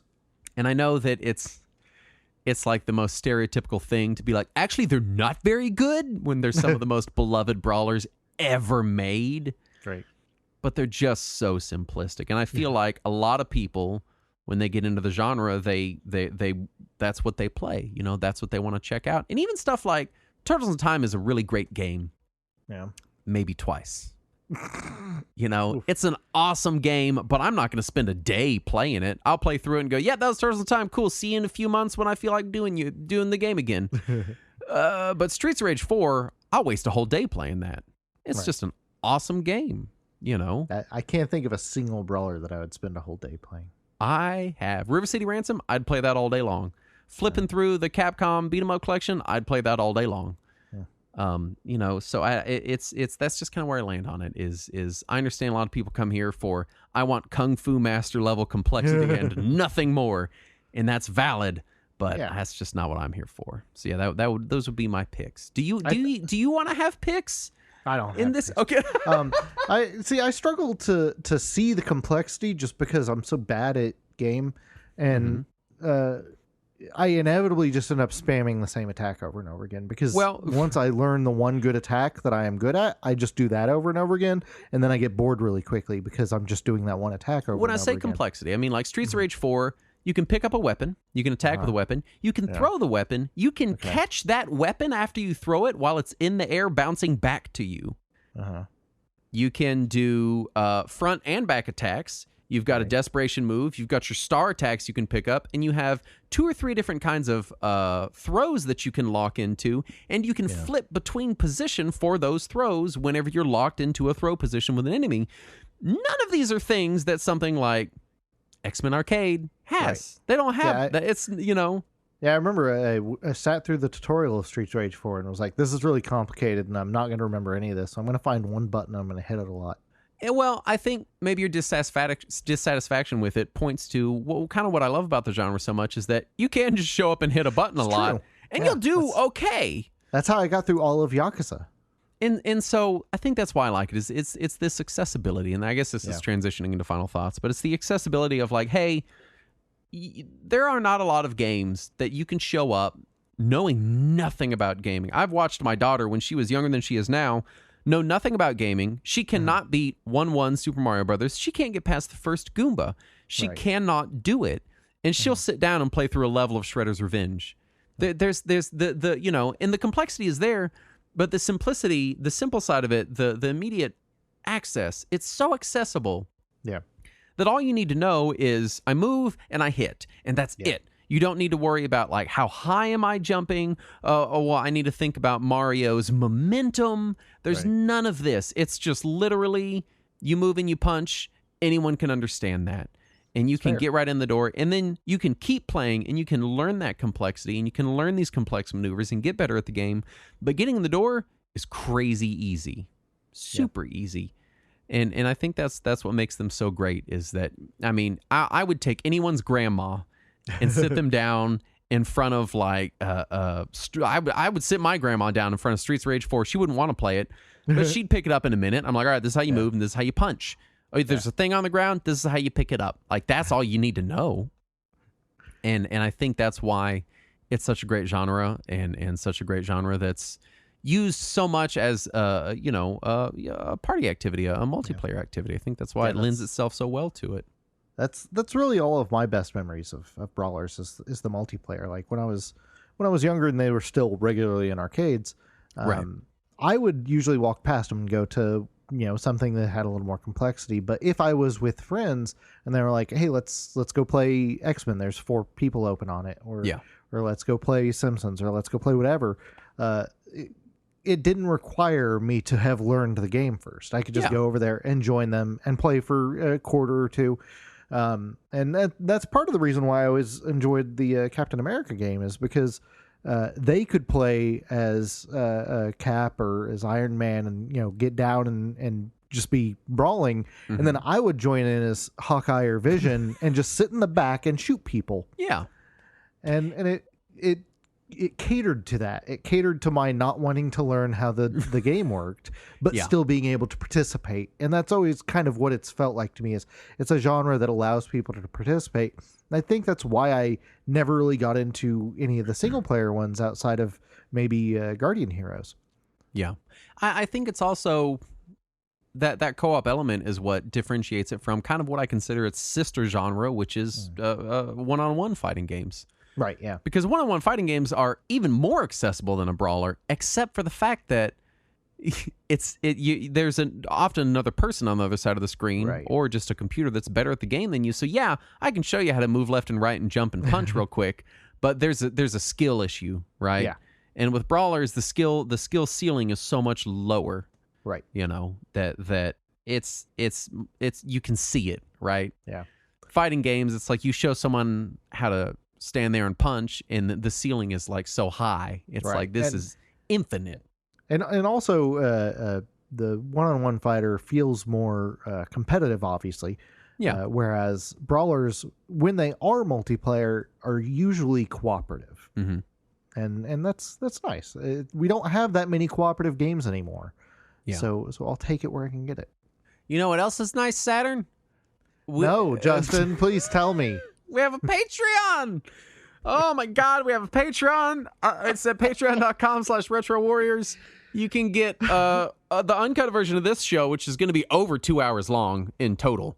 Oh my God, man, we're already at 2 hours, and we have an after party. We haven't gotten to the after party yet. How did we do this? So last recording session, we had an episode that the uncut was like almost 2.5 hours long. Oof. Some of these are getting so long that like my voice gives out by the end of it. I can feel it right now. I'm already feeling it. We also have Talking Wizards. We have Read Along, where we read old game magazines. It's just a good time. You should hang out. It's so fun. You should also hang out with us in Discord. We're there literally all the time. And someone you can check the link tree to get links to all these things. Yeah, there's links in the show description to our link tree. You'll figure it out. It's pretty easy. If we had one guy show up in the Discord and he was like, "Oh man, yeah, I try to keep up with this chat, but like you guys chat during working hours," and I was like, "We chat during all hours." Like, yeah. If you got up at 4 a.m. and you were like, "Hey, which Dragon Quest should I play?" Someone's gonna respond to you. Yeah, someone somewhere in the world is gonna be like 5. You'll trigger a sign in my brain, and I'll just wake up and be like, "I have to look at my phone." So yeah, it's a very active Discord. I love our Discord community. I know that everyone that moderates a community is always like, "I love our community," but I really do. And One thing I like about our Discord is it's not so busy that like the chat just immediately drowns everybody out like YouTube comments. Yes. We actually have a chance to respond to each other and enjoy the actual conversation. And that's great, and I want more people to be involved in it. And we actually hang out there probably as much or more than anybody else. And I've noticed this, other podcasts and YouTubers and stuff have Discords, but then people are like, yeah, they're not actually in it. They don't hang out in it. And I'm like, well, why? Well, they have it because they're building their parasocial relationships and their platform, their money-making platform. It's a business decision for them. Right. We're just bored. Yeah, we just want to talk to people about bubble bobbles. And food. Lots of food chat. And cereal. There's a lot of cereal chat. Yep. I've been on the Fruity Pebbles lately. Did you see earlier today somebody posted what's almost certainly a Photoshop picture of Kellogg's versus Capcom? I'd just like to say I would play that game. I did not see that. I would absolutely like to see Mega Man shooting the shit out of Tony the Tiger. I'm just saying. But we do want to thank the following patrons for their kind donations, starting with Captain Koloff. Oh, no, pardon me. Starting with Austin Wheeler. Now you say that one. There's a page break. And now Captain Koloff. Saturn, you're on this list. Oh, am I? Here you are. Weird.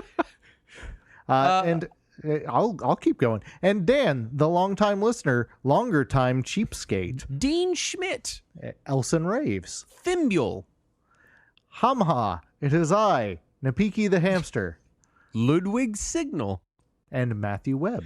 All the fine patrons we want to thank for their very kind donations. Indeed. That they have donated to us and that I spent on Baldur's Gate 3 and a Steam Deck fan and stuff like that. And it seems to have gone very well for you. It's gone very well. Yeah. Anyway, stay tuned after the ending theme. Guy's going to be here. I think we're mostly just going to talk about Baldur's Gate 3, so Saturn's going to go take a pee or eat a sandwich or something. Yeah, it might take. That's probably what's going to happen. Anyway, thank you for listening. We'll be back next week. And as always, let us cling together.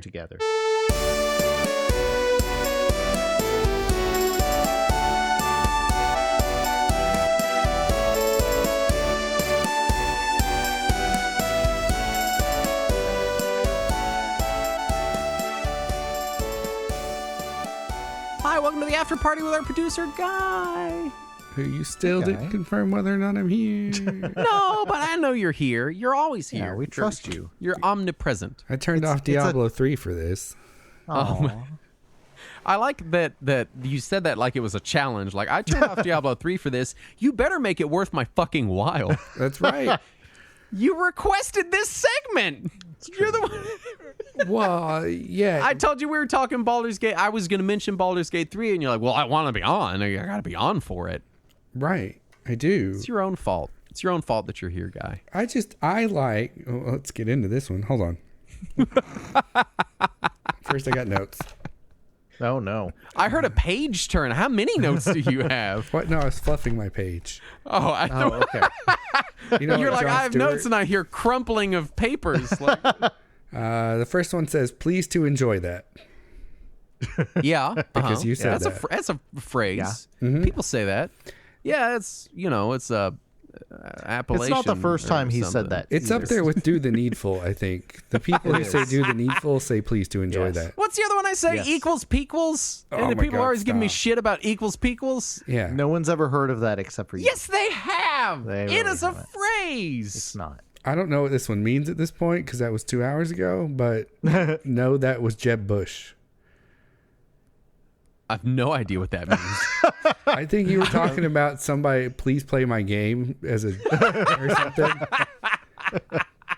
Oh, yeah. Yeah. Okay. Now we're on Baldur's Gate 3. Justin's numbers are backwards. We spent 45 minutes of downtime and an hour and a half playing the game. He was just mad the whole time. Playing? He was mad the whole time because Andrew took 30 minutes to create a character, and he doesn't count that as playing the game. He counts that as the game not working. Well, it wasn't working for me because I was just having to stare. I did have some. Let's be a little nicer to Larry in there, right? I did have some gender confusion with my character in our multiplayer game. Oh, yeah. It was a problem. So I decided I wanted to make a dragonborn monk, and I wanted to name my dragonborn monk, who was going to be a male dragonborn. I was going to name him Karate Dan. So that's this. I came up with Karate Dan, and I'm in the character creator, and you get to pick which penis you want on your character. Right. Yeah. So I'm flipping through, and I'm upset because the humans get like 9 different penises, and the dragonborn get exactly 2 penises to pick from, and they look the same. Was one of them an innie? I think they call those vaginas, Saturn. I think that's. Oh. Yeah, they got any penis. And so I'm flipping through. This And story's I not going to get can't- better, by the way. For whoever's listening. Right. And I'm just You flipping. can't make up your mind between the peni. I'm flipping gender and genital options, and finally I'm like, all right, I'm going to make Karate Dan. And I made my character so quick because Dragonborn just have a lot less options. There's just a lot less to pick and choose on them. And so I make my character, and we get in the game, and my character, I go to click on something, and my character has a feminine voice, and I'm like, oh shit, I forgot to select their voice. I accidentally gave Karate Dan a lady voice. Yeah. And so we're laughing about that. And then I noticed that Karate Dan has a very, like, he's got a badonkadonk. You know what I mean? Like, Got it's some curves. he's got some hips on him. And I'm like, well, he's a monk. He's very fit, you know, whatever.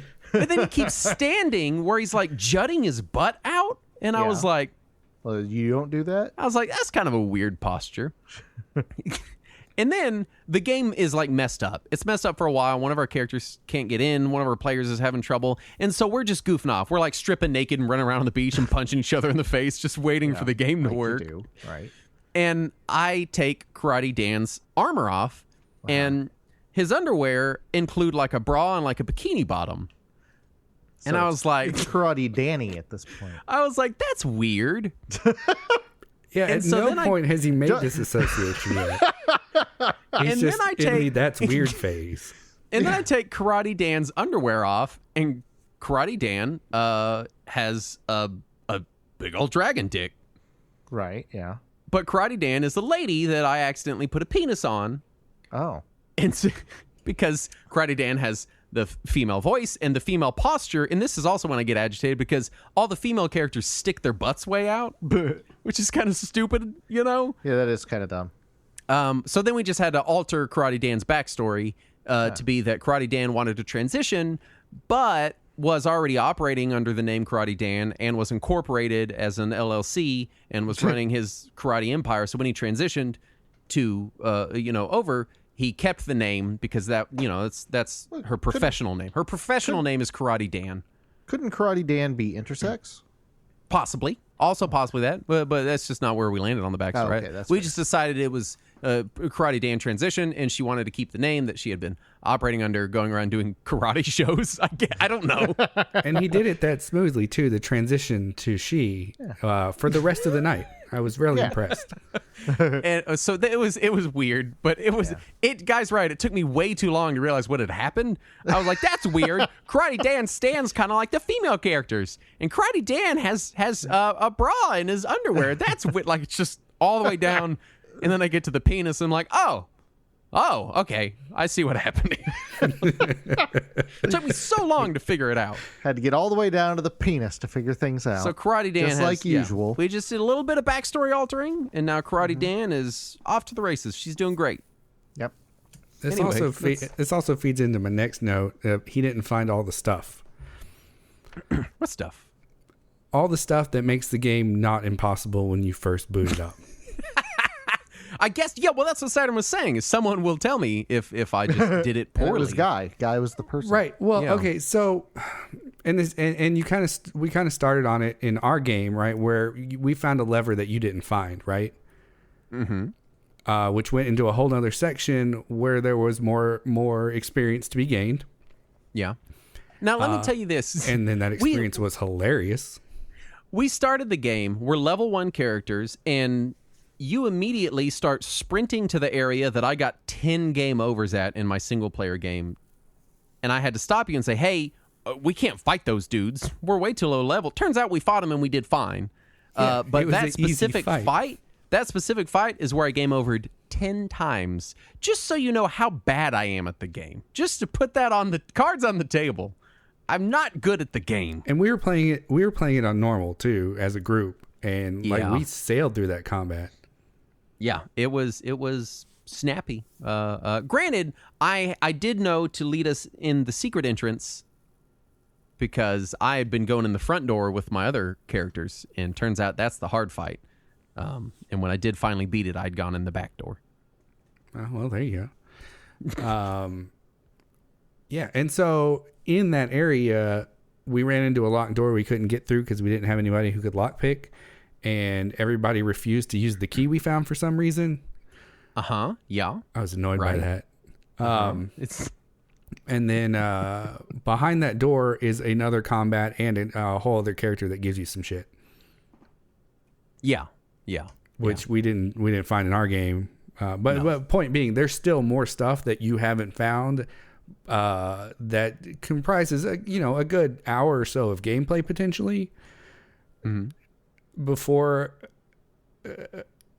you get to another combat that is a large combat with allies and shit, right? I think my issue and my complaint that I was trying to lodge was that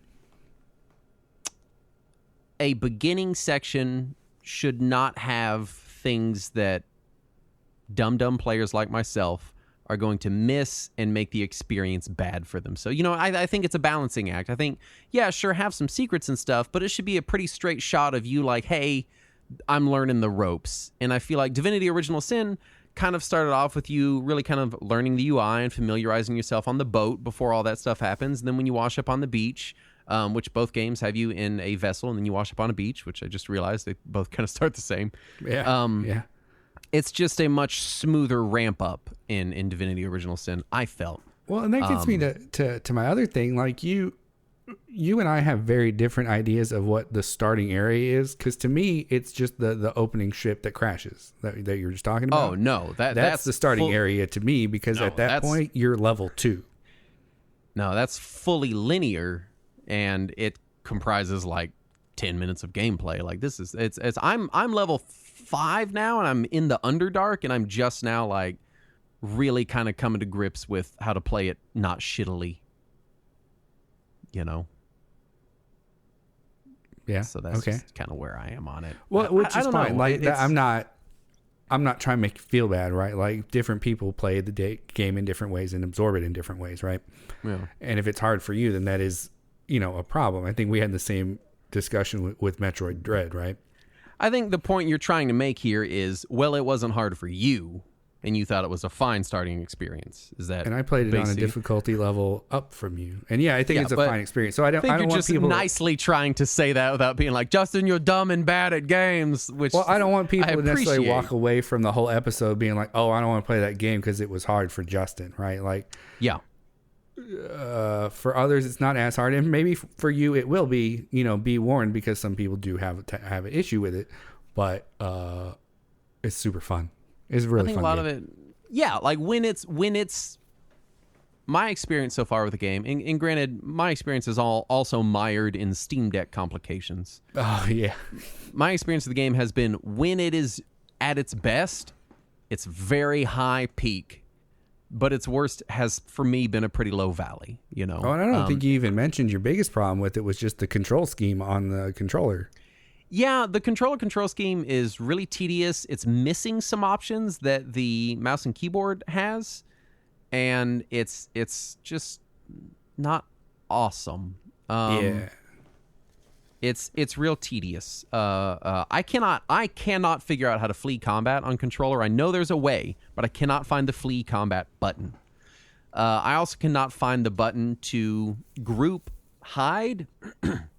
So in this game, when you have one character hide, all your other characters follow them. So if you're trying to sneak into somewhere, everyone's just going to see everyone else standing there.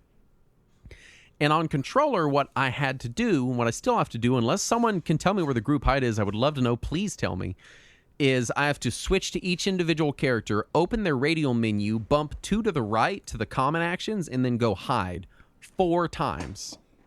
On PC, you just click a button that says group hide. That's a very important button. Why would it not be on the controller interface? Why wouldn't you put it there? Yeah, I didn't know that button existed. Like, the way that I was doing that was just ungrouping my one character that I wanted to sneak around. Which is an option, certainly. Yeah. It's just little, dumb that it's missing it, yeah. Little bits of tediousness on controller that I think really could be smoothed out. Also, like, they have these big... Have you used the controller interface? No, not at all, because it looked awful. So you hit the bumper, and it opens these big radials, these wheels that you spin around in to pick stuff. And as you gain new abilities, it adds your abilities to the wheels, but it does not do so intelligently. So out of the gate, your default wheel is like your abilities, and then your next wheel to the right is like your common abilities, like that everybody has, like dash and jump and hide. And then your third wheel is your inventory. But then when you get more new abilities as can fit on that ability wheel, it starts populating a new ability wheel.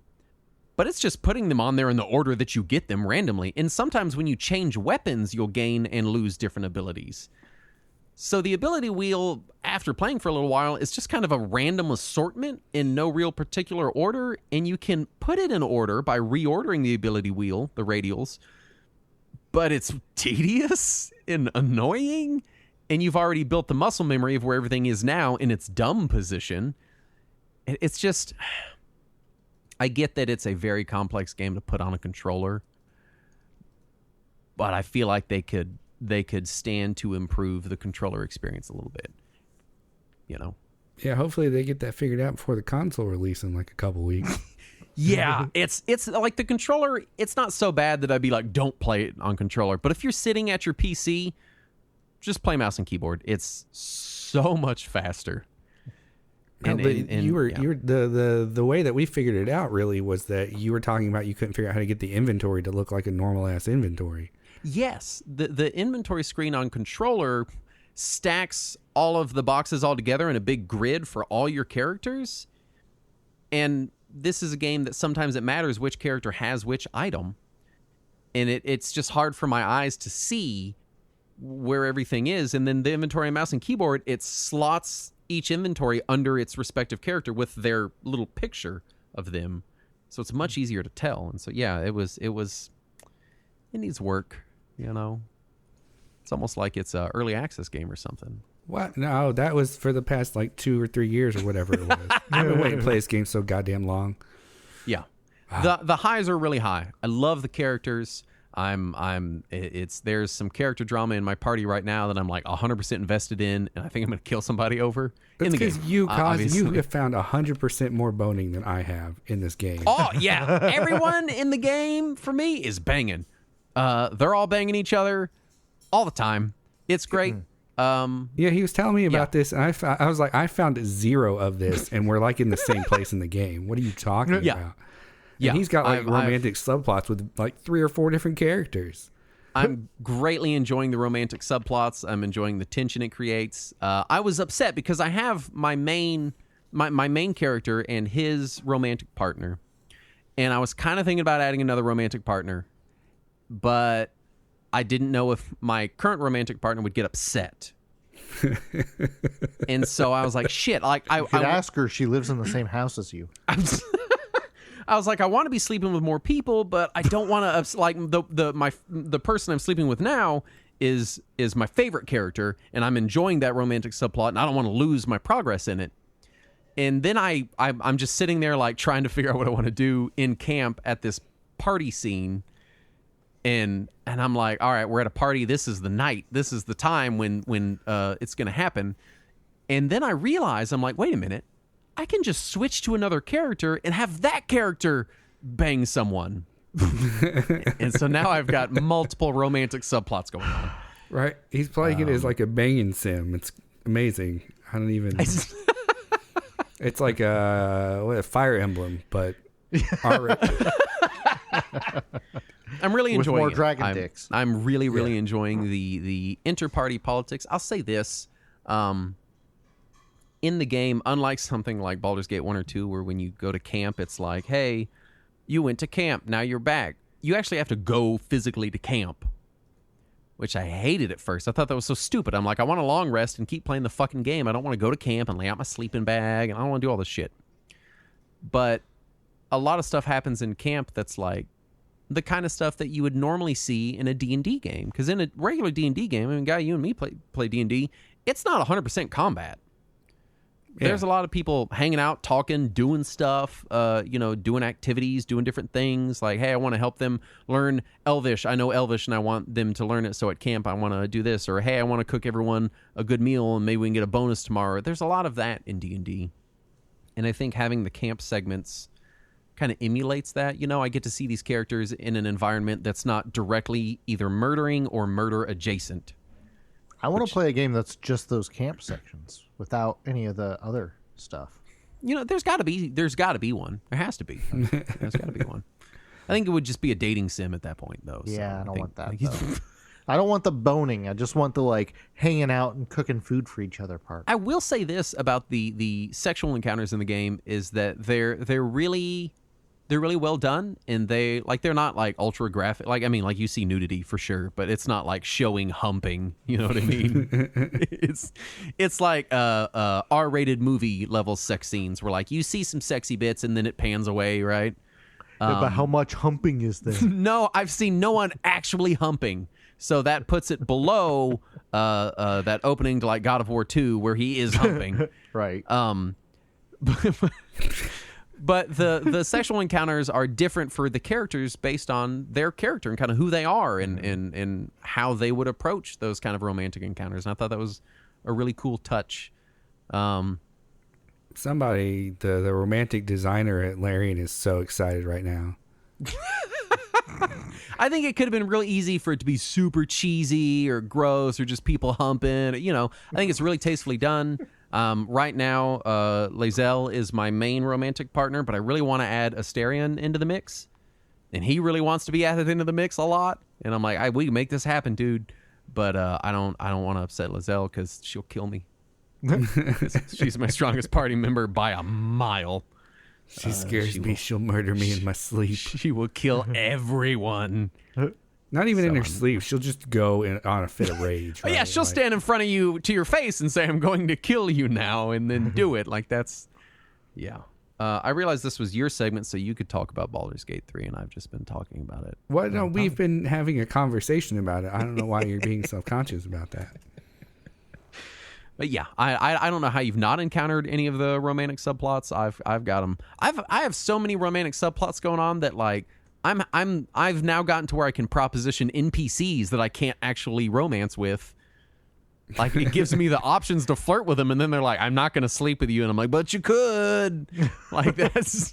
Are you putting extra see my dragon wing charisma?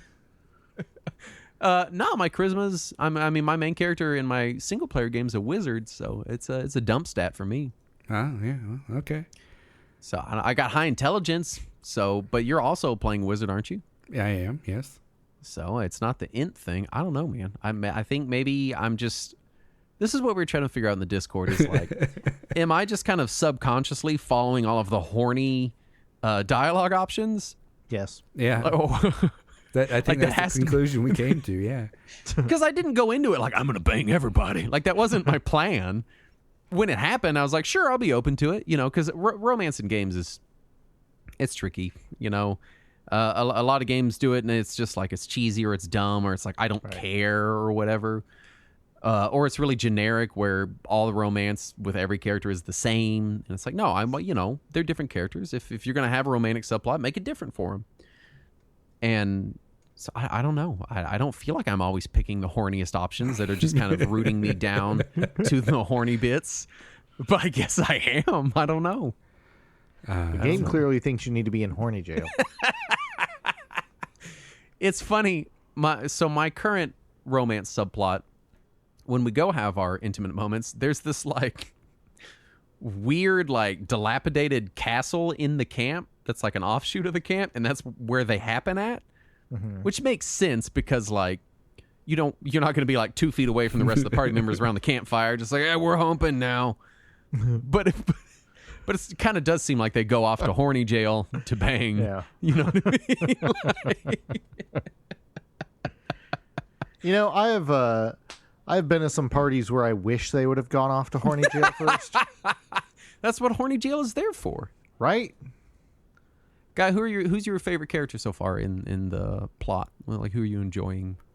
I guess Asterion. He's the funniest. He's pretty great. Yeah, he's pretty great. I like him a lot. Gale's kind of meh. I don't know. Yeah. Shadowheart's just kind of a jerk. I mean, she's nice, but kind of shady. I hate Shadowheart so much. I hate her.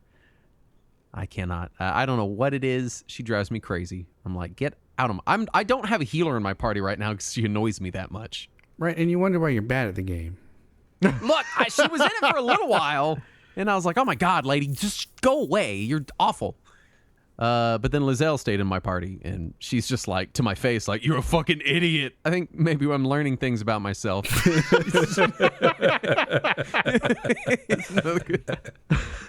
I'm like, you can stay. Also, I want to romance you. So I don't know what that says about me, but I think you need to have a talk with some people in your life, buddy. I think the person you need to have a talk with is Asterion, because I want him in the mix too. That's where I want.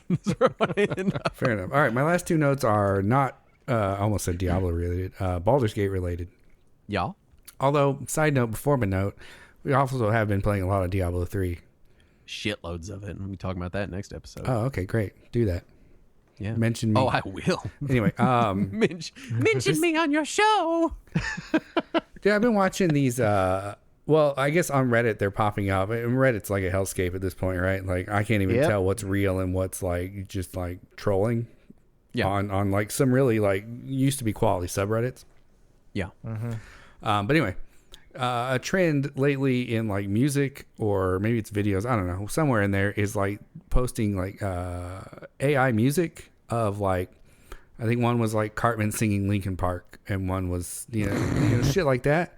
But it's like, it's awful. It doesn't sound like Cartman. It just sounds like Chester Bennington, right? Like, I understand. I don't know, whatever. AI music is awful. You're stealing people's music. Stop it. Yeah. Guy, I have terrible news for you. What? I haven't stealing people's music for like 20 years. Well, yeah, but that's because you don't want to buy it. It's different. I mean, like a long time. Persistently. And then my last note says, Final Fight me? I think that's a good enough note to end on. Yep. Yeah. Yes, Final Fight you.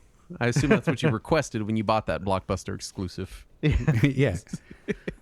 Do you have the me version? One Final Fight yes, me, please.